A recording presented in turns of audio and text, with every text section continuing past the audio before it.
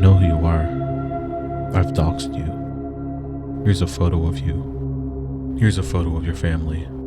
Here's a photo of your home. More importantly, here's a photo of a recent Steam review you left for Elden Ring. You see anything wrong with it? I do. You're stupid. You're a dumb idiot. You don't understand how Steam reviews work. Can we talk about this review, by the way? Like 9.9 out of 10? Come on. You think you're Siskel and Ebert? Just give it a 10. You also leave reviews using this checkbox format and other copy-paste things that this guy weirdly looks down on, but I'll put them all in the same category. But let me put it like this. The average person cannot make a nuanced choice to save their life. Do a little experiment for me. Google McDonald's near me, click on reviews on Google, and just take a look.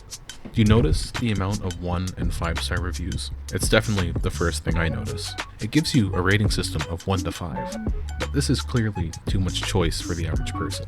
These are the people who get paralyzed when ordering in front of you at the drive-thru. And this is true for any other review site as well. You know, like Yelp, Better Business Bureau. If you're 16, you're probably really into Letterboxd and Rate Your Music, so you can probably relate to that. I'm sure everyone, including myself, falls victim to this line of thinking of sticking to only 1 or 5 stars. Let me give you an example. A pipe burst in your home and you call a plumber to come and fix it. He's a small business offering a vital service and asks you to leave him a review if he did a good job. Your experience was likely good enough, no real complaints. I mean, not like you know anything about plumbing anyways. Plus, this man knows what you look like, he knows what your home looks like, he knows what your family looks like. You're probably not going to give him 5 stars. It's really nothing to do so, and why would you bother going through the thought process for a 2 to 4 star rating for this? Because essentially what you're saying is, yeah, I recommend the service, or no, I don't.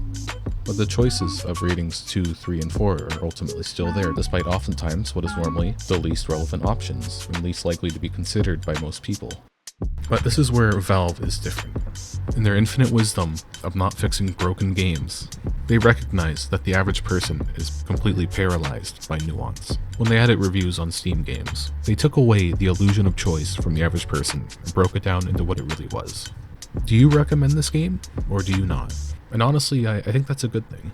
There's no teetering between 2, 3, or 4 stars, it's just a 1 and a 5. You either say, yeah, this is good, you should play this game, or no, it's not worth your time. I mean, how often are you going to review sites and really considering the nuanced difference between a 7 out of 10 or an 8 out of 10? Are you really looking at the exact score, or are you looking at a recommendation to play a certain game?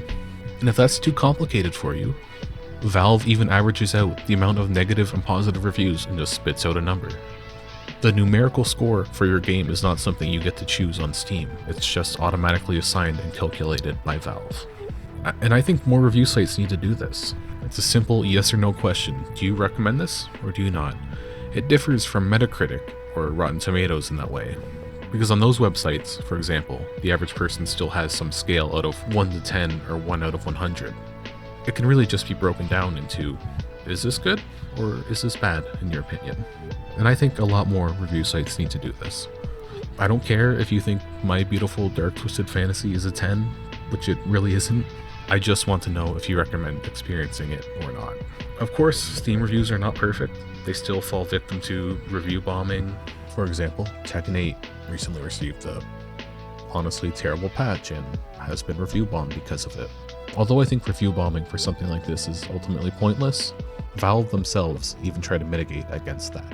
And I definitely don't mean to defend the multi-billion-dollar company, but I've noticed a serious issue of so many people just grandstanding or taking these review spaces as their soapbox. Because ultimately, it doesn't matter. Most people don't want to read that. Most people aren't going to read all of these reviews.